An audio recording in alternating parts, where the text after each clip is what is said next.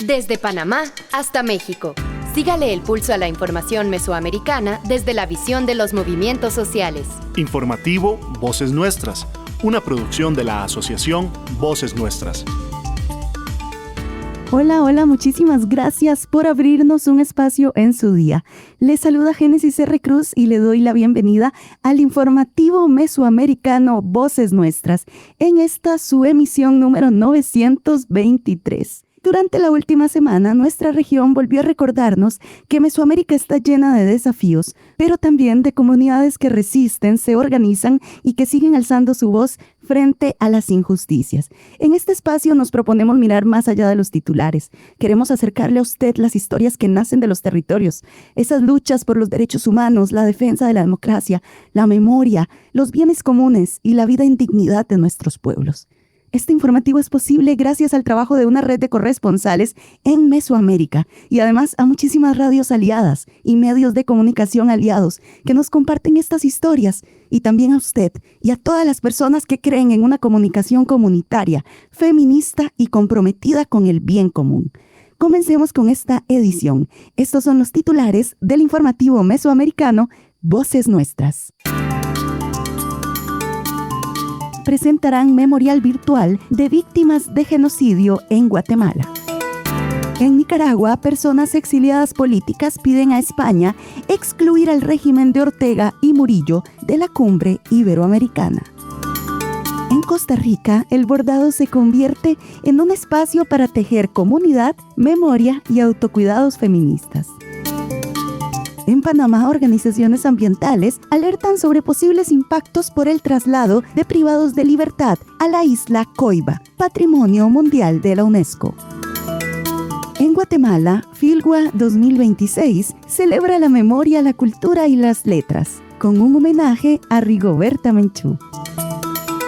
En México, el gobierno investiga posible intervención del FBI en un operativo realizado sin aviso previo. En Honduras, prolongada sequía mantiene en alerta a 75 municipios del país. Y en Cuba celebran con premio maestras y maestros de radialistas a personalidades que hacen de la radio una cátedra viva.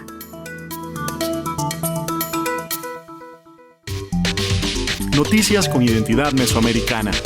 Informativo Voces Nuestras.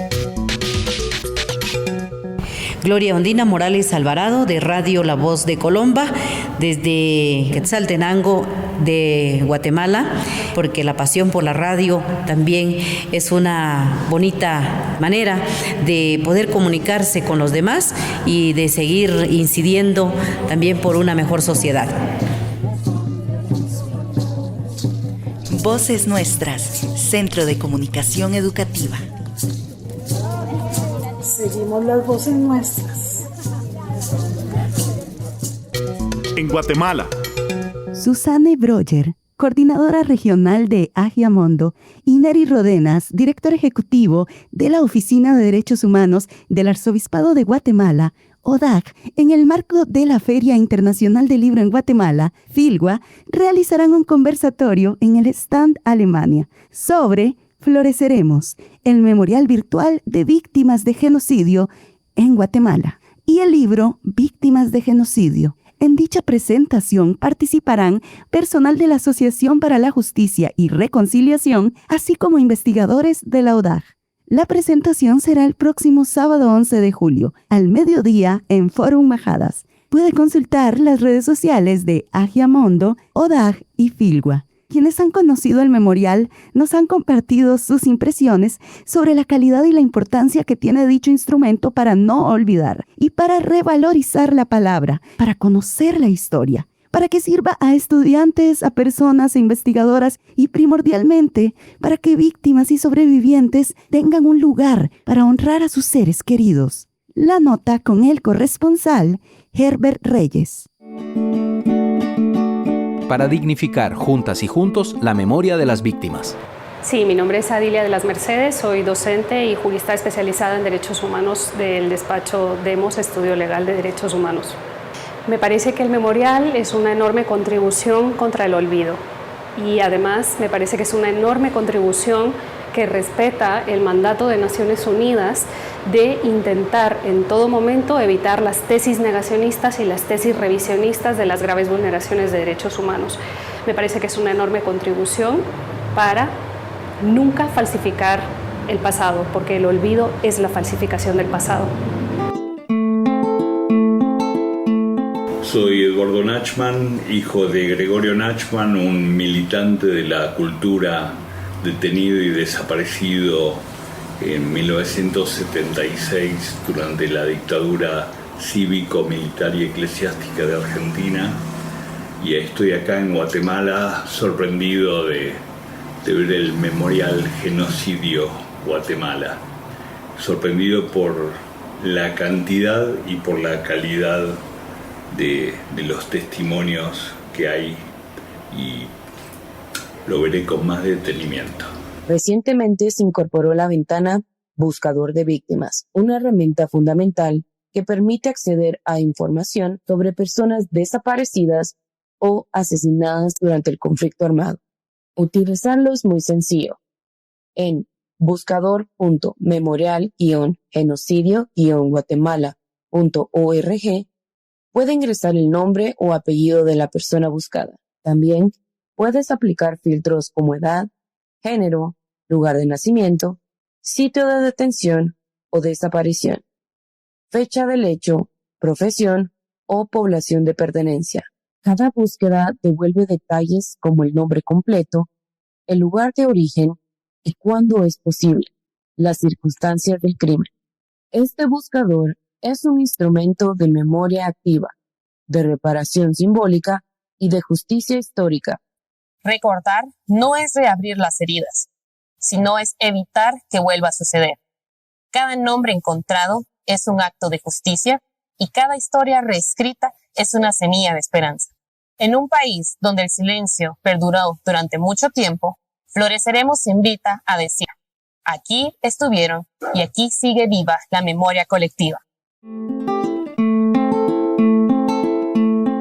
Para Janie Villatoro, el memorial es una herramienta que permite conectar referencias de víctimas. En el año 2011, con el trabajo de la Fundación de Antropología Forense de Guatemala, pudimos localizar la osamenta de mi abuelo y a través de las pruebas de ADN que ellos realizaron, pudimos identificarlo.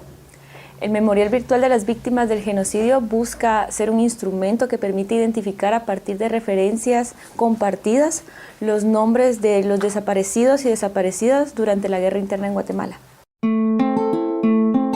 Floreceremos, Memorial Virtual de las Víctimas del Genocidio en Guatemala.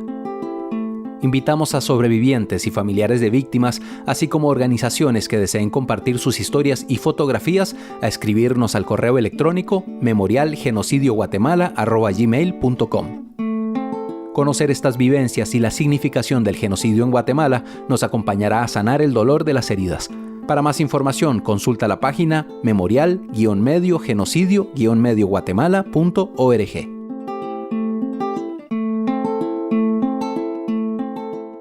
Rosalina Tuyuk, fundadora de la Coordinadora Nacional de Viudas de Guatemala, CONAVIGUA, invita a conocer y seguir nutriendo Floreceremos.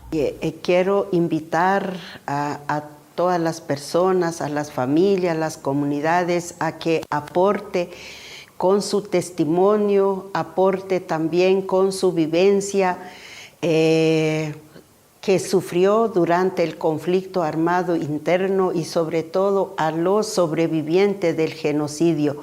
Es tan importante el aportar para esta memoria virtual para que nunca más vuelvan a ocurrir todos los hechos, porque aportando a la memoria y la historia, con ello floreceremos. El abogado y perito en el caso de genocidio Ixil, Arsenio García, el memorial ofrece una alternativa de aprendizaje en su país en cuanto a memoria. Haber conocido esta propuesta, el Memorial Virtual de las Víctimas, la verdad, a mí lo primero que me hace es pensar, después de las víctimas en Guatemala, en lo mucho que queda por recorrer en España y lo mucho que tenemos que aprender en España con todas este tipo de acciones que se están haciendo en Guatemala para reconocer realmente que todo lo que pasó, que las víctimas no se inventaron sus historias, que no se puede negar lo sucedido. Para el informativo mesoamericano Voces Nuestras, reportó desde la ciudad de Guatemala Herbert Reyes.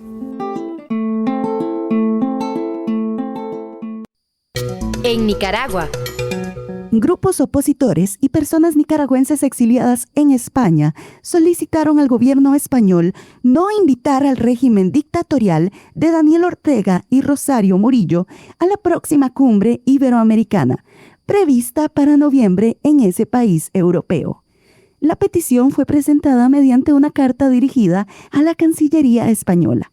En ella, las organizaciones expresan su rechazo al reciente encuentro entre el ministro de Asuntos Exteriores de España y el canciller del régimen nicaragüense, Denis Moncada.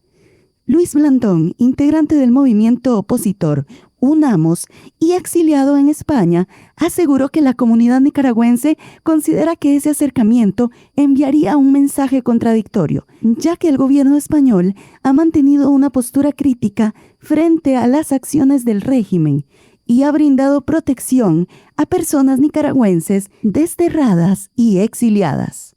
Bueno, totalmente hay muchísima molestia de manera generalizada de las organizaciones sociales, de las asociaciones de nicaragüenses organizados en España, y parte de los firmantes de esta iniciativa, que fueron, aparte de movimientos sociales, asociaciones y grupos opositores, es precisamente elevar la parada. Porque por un lado ves esa dualidad de que denuncian a la dictadura, pero por otro lado te sentás y haces pública una fotografía, que eso ante los ojos de la comunidad internacional puede interpretarse de múltiples maneras, principalmente porque Ortega la está utilizando de manera mediática para hacer creer de que las relaciones están abiertas, partiendo de que hasta el día de hoy tampoco se han restablecido las relaciones diplomáticas. Vemos que en Managua todavía no está oficializado en la Embajada de España en Managua el embajador o embajadora.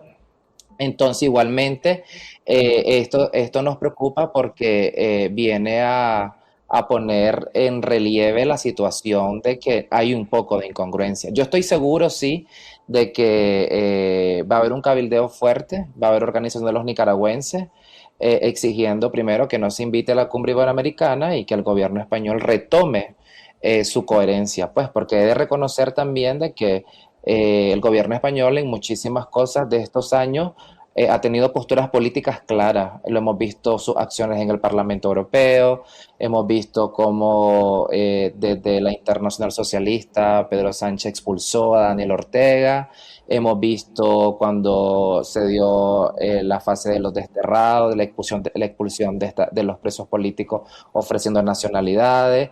Entonces hay una claridad de lo que pasa en Nicaragua. Nosotros entendemos pues que esto de ser multilateral en este contexto es importante, pero creemos de que tiene que ser para demandar la renuncia y abrir un proceso de transición democrática en Nicaragua. Ese es el tipo de diálogo que estamos demandando. En la carta hacemos total énfasis en cómo los informes del GREN han venido a destacar todas las violaciones que han existido, crímenes de lesa humanidad. Hemos retomado las resoluciones del Parlamento Europeo, donde manda a revisar el tratado de asociación que tiene la Unión Europea con Centroamérica. Entonces hay un montón de hechos políticos que España no puede olvidar. Por eso es que nosotros actuamos de manera inmediata, por eso es que nosotros hemos solicitado reuniones en este momento. No hemos recibido respuesta, pero la carta la fuimos a entregar también. Fue enviada a los correos electrónicos, pero también hemos solicitado una reunión con Relaciones Internacionales del PSOE, porque realmente no deja de preocuparnos y entendemos de que en la cumbre iberoamericana invitar a Nicaragua o a Cuba o a Venezuela significa realmente invitar a los dictadores de la región en América Latina. Las relaciones diplomáticas entre Nicaragua y España se han deteriorado en los últimos años. En enero pasado, el régimen de Ortega y Murillo expulsó a 6 ciudadanos españoles, entre ellos al entonces embajador Sergio Farré y a otro diplomático. En respuesta, España expulsó al embajador nicaragüense, por lo que actualmente ambos países no cuentan con representación diplomática a nivel de embajadores. Durante el último año, cerca de 9.000 personas nicaragüenses exiliadas, expulsadas o desterradas por el régimen han recibido nacionalidad española como una medida de protección y solidaridad por parte del Estado español. En Costa Rica. A veces los espacios más transformadores nacen de algo tan sencillo como sentarse a bordar juntas. En Costa Rica, la Colectiva por el Derecho a Decidir realizó la primera edición de Bordándonos, un encuentro pensado para compartir saberes, fortalecer vínculos y construir comunidad desde el cuidado colectivo. La facilitadora, Lourdes Venegas Solís, compartió cómo el bordado forma parte de su historia familiar y cómo esta práctica también puede convertirse en un acto de memoria, resistencia y encuentro.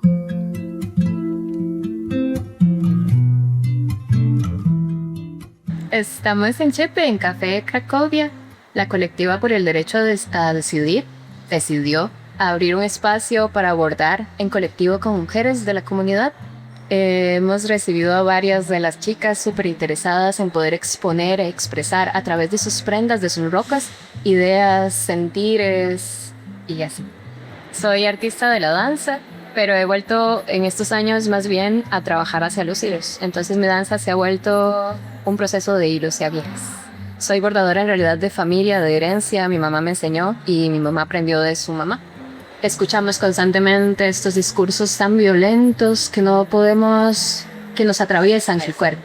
Es súper importante que las colectivas y los demás grupos se unan y abran espacios donde las mujeres podamos expresarnos en un espacio sano, un espacio seguro, que lo único que nos atraviese no sea solo la violencia, sino que también podamos atravesarnos a nosotras mismas a través de nuestras expresiones. Y entonces así lo logramos atravesando la tela. Cuando bordamos nuestras ropas, también nos bordamos a nosotras mismas. Nos atravesamos desde el cariño, desde la ternura y el amor, y no solamente desde la violencia. Hay un llamado muy importante a todas las colectivas a abrir espacios de comunidad. Entonces, cuando todos nos dicen que debemos separarnos y los discursos son de odio, es el amor lo que debemos de empezar a trabajar muchísimo más. La convocatoria superó las expectativas de la organización y reunió a mujeres de distintas edades interesadas en encontrarse, conversar y crear colectivamente. Desde la Colectiva por el Derecho a Decidir ya trabajan para abrir nuevas fechas y seguir construyendo este tipo de espacios, donde los hilos también ayudan a tejer redes de apoyo, de memoria y de esperanza. En Panamá. La isla Coiba, en Panamá, reconocida como Patrimonio Mundial de la Humanidad por la UNESCO por su enorme valor ecológico, se encuentra en el centro del debate en ese país. La decisión del gobierno de trasladar a personas privadas de libertad de alta peligrosidad a instalaciones ubicadas en ese territorio ha generado preocupación entre organizaciones ambientales, comunidades costeras y sectores vinculados al turismo sostenible. Olmedo Carrasquilla Águila, desde Radio Temblor Internacional, nos comparte el reporte. Parque Nacional Isla Coiba, sitio de Patrimonio Mundial de la Humanidad por la UNESCO en riesgo. La decisión del gobierno panameño de trasladar 29 privados de libertad de alta peligrosidad a instalaciones ubicadas en la isla de Coiba ha generado críticas y preocupación entre científicos, organizaciones ecologistas, defensores ambientales y comunidades costeras del Pacífico de la provincia de Veraguas. Las autoridades han defendido la medida como parte de una estrategia para reforzar el control sobre estructuras criminales. Sin embargo, diversos sectores cuestionan que se utilice un territorio reconocido internacionalmente por su valor ecológico y protegido por la Ley 44 del año 2004, que estableció el cierre definitivo del antiguo penal de Coiba. Organizaciones ambientales advierten que la presencia de privados de libertad contradice el espíritu espíritu de la legislación vigente, poniendo en riesgo la composición e imagen internacional del Parque Nacional Coiba, declarado Patrimonio Mundial de la Humanidad por la UNESCO en el año 2005 y considerado uno de los ecosistemas más importantes del mundo. Además, señalan que la decisión fue adoptada sin la debida consulta al Consejo Directivo del Parque y que podría poner en riesgo los esfuerzos de conservación, investigación científica y turismo sostenible que se desarrollan en el área protegida. Ángelo Solanilla, promotor del turismo costero en la zona del Parque Nacional Coiba, expresa su preocupación ante esta decisión inconsulta que afectaría a toda una cadena de cooperativas y asociaciones comunitarias que se dedican responsablemente al turismo ecológico marino. Hola, les saluda Ángelo Solanilla de la Asociación Montijana de Ecoturismo Responsable AMETUR. También somos parte de la Federación de FEPA Coiba, la Federación de Pescadores del Parque Nacional Coiba. Gracias por haber visitado el Golfo de Montijo y Coiba. Es hermoso tener gente como ustedes aquí. Y bueno, en realidad una de nuestras preocupaciones, el Golfo tiene muchas amenazas, agroquímicos, la sobrepesca, la pesca ilegal en nuestras costas, pero la última noticia que tenemos es que nos han llevado 29 privados de libertad de alta peligrosidad hacia nuestra zona de Coiba, un lugar que es patrimonio de la UNESCO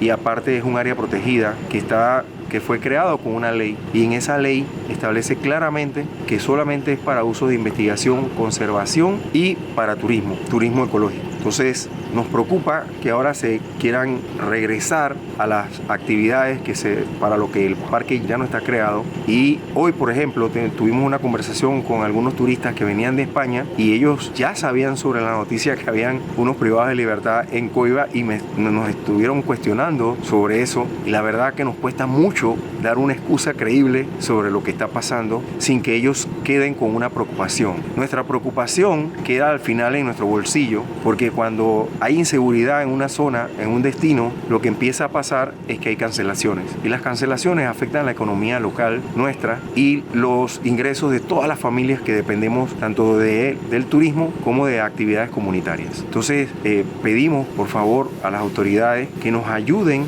a, como sea, echar esto para atrás y dejar como que esto fue una pesadilla que quedó atrás, y que nosotros podamos seguir conservando el parque y haciendo lo mejor que sabemos hacer, que es mostrar las bellezas naturales que tiene Panamá. Para sectores que rechazan la medida, la seguridad pública no puede construirse a costa del patrimonio natural del país. Por ello, exigen al gobierno revertir el traslado y garantizar el cumplimiento de las normas que protegen uno de los tesoros ambientales más importantes de Panamá y el mundo.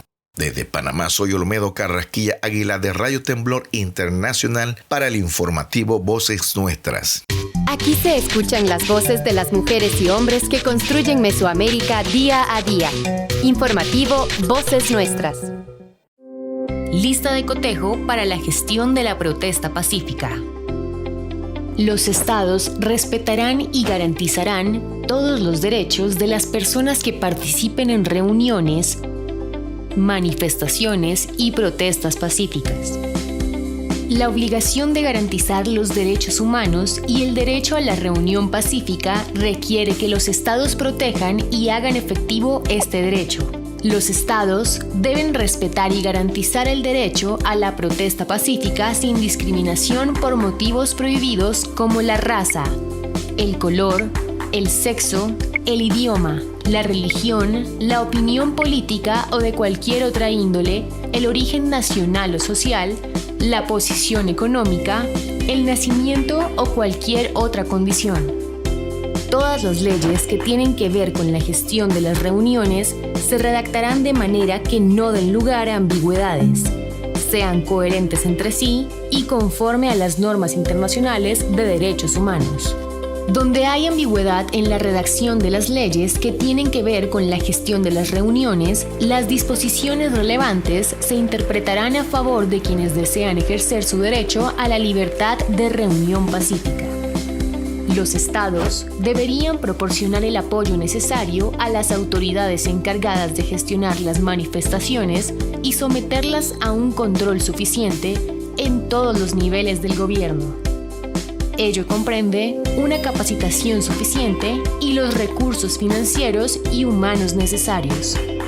La obligación de respetar los derechos humanos y el derecho a la protesta o reunión pacífica significa que los estados deben abstenerse de restringirlas, si el derecho internacional no lo permite expresamente.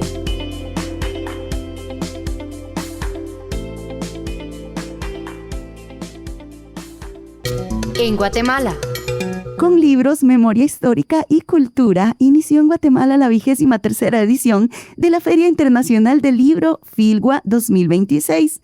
Este año, este encuentro está dedicado a conmemorar los 30 años de los acuerdos de paz y reconocer el legado del Premio Nobel de la Paz, Rigoberta Menchú.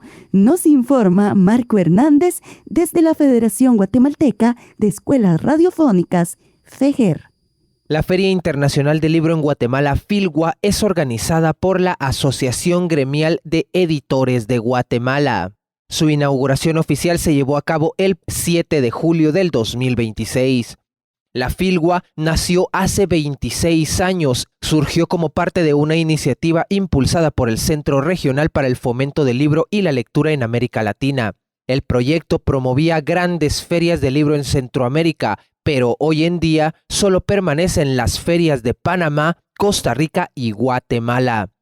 César Medina Lara, presidente de la Asociación Gremial de Editores, agradeció la inversión estatal que este año el gobierno hizo para que tanto la Filgua como ferias de libros regionales en algunos departamentos del país puedan hacerse posibles. Deseo expresar nuestro sincero agradecimiento al gobierno de Guatemala por el histórico apoyo brindado este año mediante una asignación de 6 millones de quetzales. Gracias a ese respaldo, no solo hacemos posible esta edición de Filgua, sino también 4 ferias regionales de las denominadas Libro al Viento, que van en su 4ª edición en Retaluleu y Chiquimula, la 2ª Icobán y por primera vez este año en Huehuetenango. Un beneficio que las y los estudiantes de las escuelas del país, es decir, sector público, reciben al acudir a la Filgua. Gracias a este apoyo, cada estudiante de escuela pública que visite nuestras ferias recibirá gratuitamente un ejemplar de los 30,000 libros editados especialmente para este proyecto. Dependiendo de la región donde se realice la feria, el libro será entregado en español y en uno de los 7 idiomas mayas seleccionados: cachiquel, mam, quiché, chortí, cuanjobal, quechí y pocomchí. La Filgua de Guatemala 2026 tiene 3 ejes principales. El primero, que se homenajea y está dedicada a la defensora de derechos humanos y Premio Nobel de la Paz, mujer maya quiché, Rigoberta Menchú Tum. El segundo, que el país invitado de honor es Alemania. Y el tercero, que se realiza en conmemoración de los 30 años de la firma de los acuerdos de paz que pusieron fin al conflicto armado interno. La Filgua 2026 se está realizando en el Fórum Majadas del 7 al 19 de julio del 2026 en la ciudad capital de Guatemala. El acto inaugural de la Filgua 2026 en Guatemala tuvo lugar en el Fórum Majadas, zona 11 de la ciudad capital, y de ella participaron la Asociación Gremial de Editores de Guatemala, el Premio Nacional de Literatura en Guatemala 2025, el alcalde de la ciudad de Guatemala, la Marimba Concierto Bellas Artes, el Ministerio de Educación, la embajadora designada de la República de Alemania, la Premio Nobel de la Paz Rigoberta Menchú Tum, el Ministerio de Cultura y Deportes y el presidente de la República de Guatemala. El siguiente es el mensaje de la ministra de Educación, Anabela Giraca. Aquí nuestro apoyo total como Ministerio de Educación para que sean miles de estudiantes que la visiten. La educación tiene como fin formar personas libres y ciudadanas, conceptos atados a la lectura. Mensaje de la homenajeada Rigoberta Menchú Tum. Esta fiesta que nos une aquí, que nos invita a la Filgua. Que traigamos aquí nuestros hijos, nuestras gentes, que veamos algo curioso, hasta un dibujito de colibrí, seguro que está dibujado de muchas formas en esta Filgua, y hasta la imaginación de lo que conjuntamente hemos construido. Mensaje del ministro de Cultura y Deportes, Luis Méndez Salinas. Un espacio como Filwa ejerce una enorme función en una sociedad como la nuestra. Es probable que le roben horas a todo el trajín del día a día con esos libros. Y creo que la defensa del ocio también es fundamental. No somos máquinas que venimos a trabajar y a sufrir toda la vida. Venimos también a maravillarnos, a pensarnos. Mensaje del presidente de la República, Bernardo Arévalo de León. Esta es una fiesta que conmemora también 30 años de la firma de los acuerdos de paz, del fin de un enfrentamiento armado interno. Una firma que nos compromete a una construcción cotidiana de la paz, porque la paz no es un destino, la paz es un camino, la paz es un esfuerzo cotidiano que además se nutre de la cultura, se nutre de los libros. Sin más que decir, vámonos a la fiesta. Ahí están esperándonos los libros, las alegrías, las añoranzas.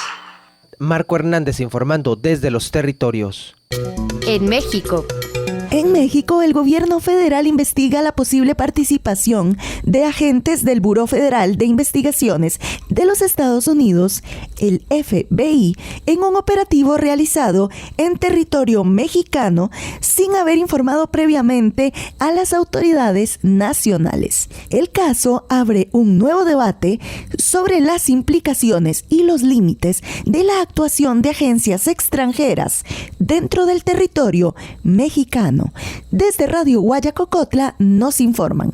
Desde México les informamos que el gobierno mexicano investiga si la participación del Buró Federal de Investigaciones, el FBI de Estados Unidos, participó en la captura de un líder criminal mexicano, Ismael El Mayo Zambada. Esto ocurrió en el año 2024. De ser así, esto representa una violación a la soberanía nacional de México, luego de que un reportaje reveló que la aeronave utilizada para trasladar al presunto líder del cártel de Sinaloa fue presentada por el FBI como parte de una exposición sobre sus operaciones. La presidenta Claudia Sheinbaum cuestionó si el entonces embajador de Estados Unidos en México, Ken Salazar, faltó a la verdad al negar la participación de agencias estadounidenses en el operativo. Asimismo, informó que el gobierno de México va a solicitar información al FBI para esclarecer el papel que desempeñó la corporación en la captura de Zambada. Ante estos hechos, la secretaria de Gobernación, Rosa Isela Rodríguez, advirtió que de confirmarse la participación del FBI en el operativo sin informar previamente al gobierno de México, constituirá una violación a la Carta de las Naciones Unidas, la Carta de la Organización de Estados Suramericanos y, por supuesto, la Constitución Política de los Estados Unidos Mexicanos con su Ley de Seguridad Nacional. Escuchemos cómo lo dice la secretaria de Gobernación. Un reportaje en el medio Pie de Nota informa que la avioneta que se utilizó es parte de una exposición de aviones de guerra en la que el FBI lo presenta como parte de un operativo de esa agencia. De confirmarse la participación del FBI sin informar al gobierno de México, representa una violación a la Carta de las Naciones Unidas, a la Carta de los Estados Americanos, a la Constitución Política de los Estados Unidos Mexicanos y a la Ley de Seguridad Nacional. Lo más relevante, y en su caso, ¿quién hace y quién ha hecho acuerdos con la delincuencia organizada? Debe quedar claro que el gobierno de México no hace pactos criminales con nadie. Hemos pedido a la Fiscalía General de la República que solicite formalmente al Buró Federal de Investigaciones, o FBI como es conocido por sus siglas en inglés, mayor información sobre esta participación que se dio a conocer en los medios de comunicación. También hemos estado en comunicación con la Embajada de los Estados Unidos en México sobre este tema, quienes ya nos han aportado algunos elementos de información. En esta última parte del audio compartimos la palabra de Roberto Velasco Álvarez, secretario de Relaciones Exteriores mexicano, que insistió en que la administración mexicana buscará esclarecer la actuación de las autoridades estadounidenses en el caso, poniendo especial énfasis en la violación que los Estados Unidos de América del Norte comete en contra de los Estados Estados Unidos mexicanos. Es la información desde México, desde la radio Guayacocotla, La Voz Campesina. Soy Iván Fernández. Seguimos en contacto. Aquí se escuchan las voces de las mujeres y hombres que construyen Mesoamérica día a día. Informativo Voces Nuestras.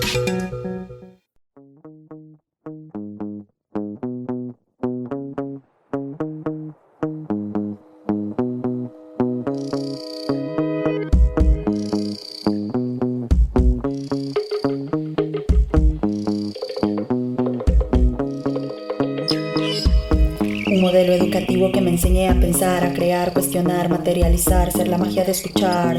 Saberes libres, ríos libres, mentes libres, ser vuelo de colibríes, florecer del intercambio de saberes, más matices, menos directrices. Escuchar la sabiduría de quien sabe germinar raíces, ver todos los grises, germinar raíces, ver todos los grises. Hola, yo soy Laura. Bueno, yo tengo un proyecto de apicultura. Tengo 50 colmenas, produzco miel para autoconsumo y también vendo en la Feria del Agricultor. También comparto como a manera de trueque con ciertas personas aquí de la comunidad, porque en realidad también se ha tratado de compartir el conocimiento con la gente. Un reto grande fue encontrar un espacio para vender el producto. Siento que costó como que me dieran pelota y creo que, bueno, tiene que ver con el hecho de ser mujer joven, especialmente con el tema de la pandemia. También se limitó muchísimo el poder compartir lo que hacemos y sabemos en relación de equilibrio perfecto. Enseño y aprendo, me conecto. El diálogo nos nutre desde adentro. Como miel cosechamos dulce espectro. Nadie manda al resto, nadie es el maestro. Enseño y aprendo, enseño y aprendo. Nadie manda al resto, nadie es el maestro. Enseño y aprendo, enseño y aprendo. Este proyecto también se ha tratado de compartir con gente cercana, gente de la comunidad, estos productos. Y yo creo que lo más importante es que como comunidad no dejemos de compartir todo esto que a mí me llegó, este conocimiento, y siento que es vital que lo compartamos en comunidad.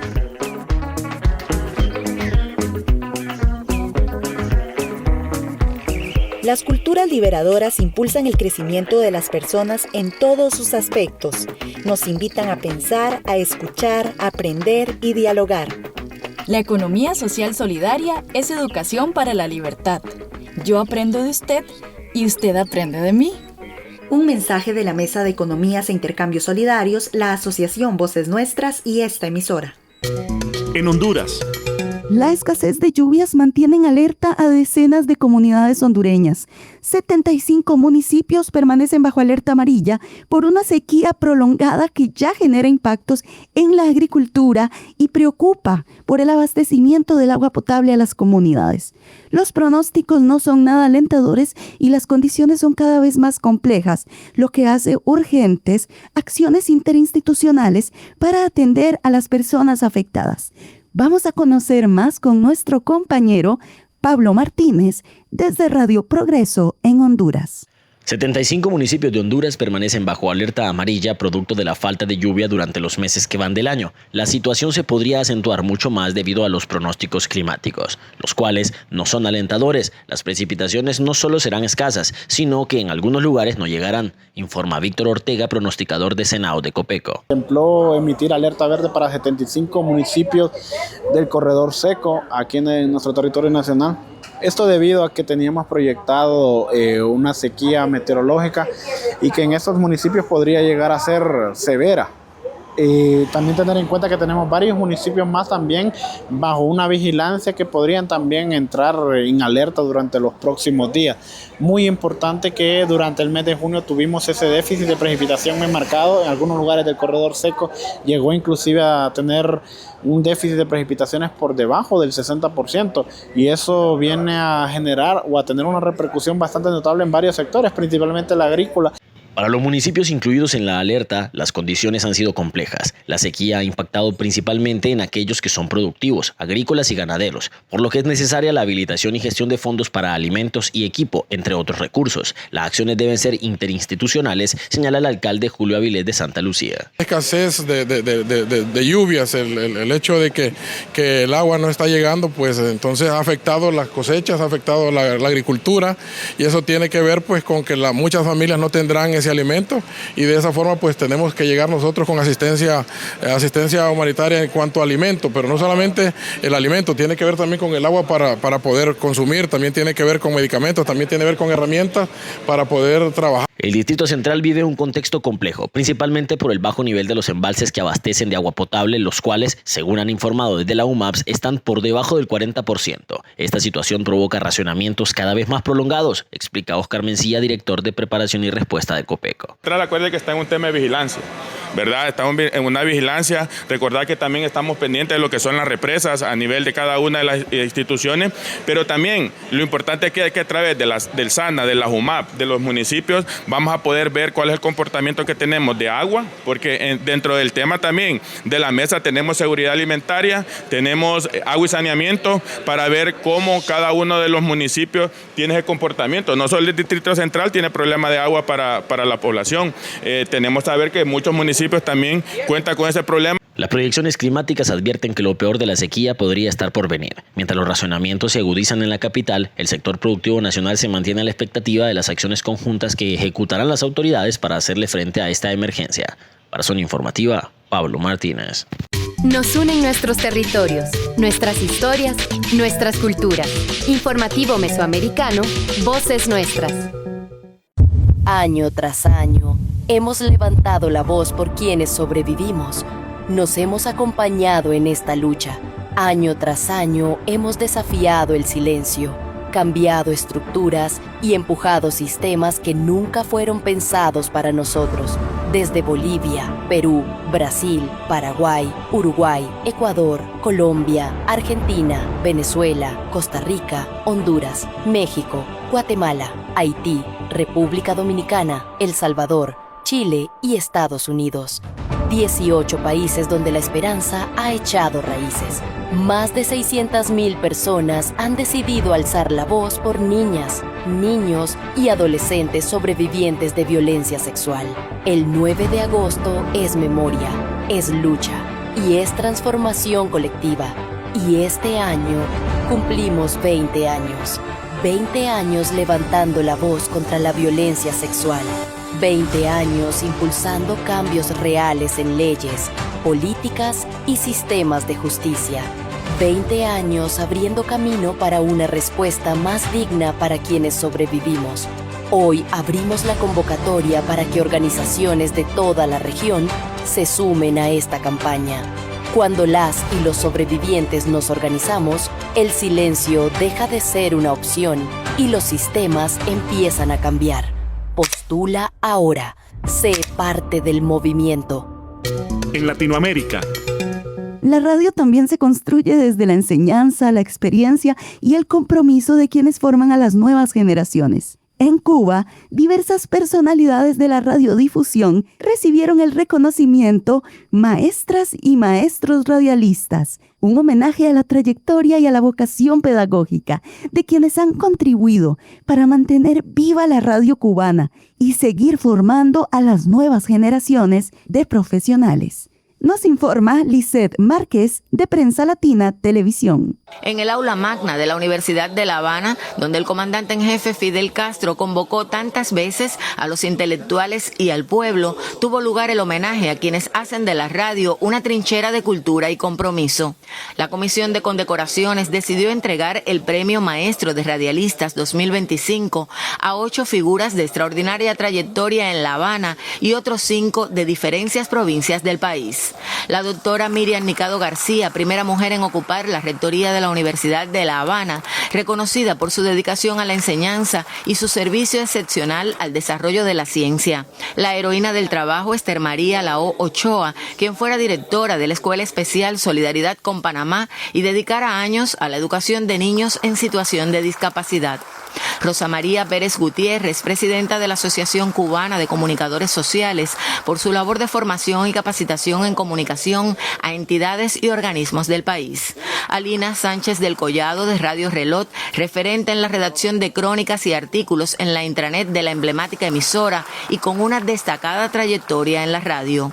El escritor y locutor Otto Eugenio Braña González, director de programas en CMBF y Habana Radio durante más de 30 años, profesor de Historia de la Radio y la Televisión y doctor honoris causa por la Universidad Anglohispana Mexicana de Puebla. Magda Recit Aguirre, directora de comunicación de la Oficina del Historiador de la Ciudad de La Habana y al frente de la editorial Boloña.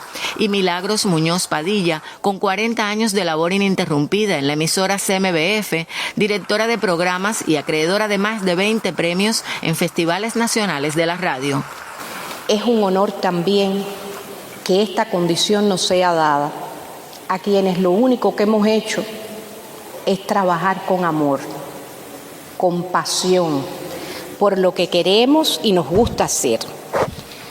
Nos gusta la radio como un medio al que no hemos renunciado, porque miren que hay otros, pero no hay uno más hermoso, que toca más el alma de las cubanas y los cubanos, y que tiene esa posibilidad de dejar al individuo imaginar, pensar, soñar, crear sus propias historias, cuando estamos ahora tan acostumbrados a que las imágenes nos quieran imponer el cómo y el porqué de las cosas. La ceremonia reafirmó el legado del comandante en jefe como impulsor de una radio pública, culta y profundamente comprometida con la nación, justo en el aula que tantas veces acogió su palabra visionaria. El reconocimiento maestro de radialistas no solo es un gesto de gratitud individual, sino un acto de afirmación colectiva, celebrar a quienes han hecho de la radio una cátedra viva, un oficio transmitido de generación en generación con rigor, ética y sensibilidad. Lisette Márquez, Prensa Latina, Televisión. Noticias con identidad mesoamericana. Informativo Voces Nuestras.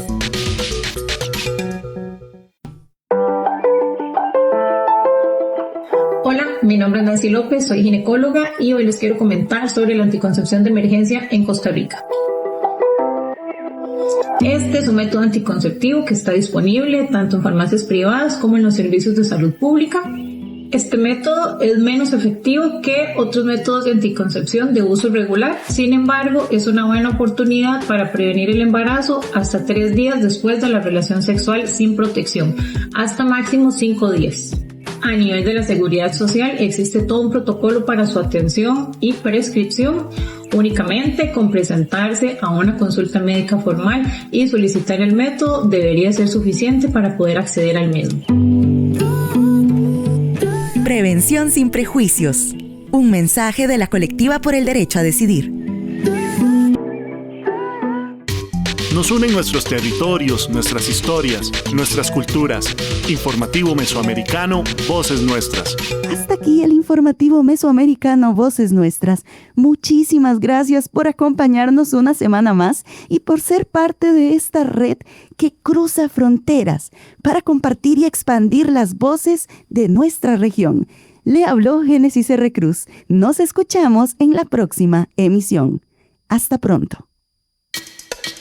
Informativo Mesoamericano Voces Nuestras, una producción de la Asociación Voces Nuestras con el apoyo de la red de corresponsales, representantes de medios y organizaciones de Centroamérica y México y el apoyo de Rosa Luxemburg Stiftung y Pan para el Mundo.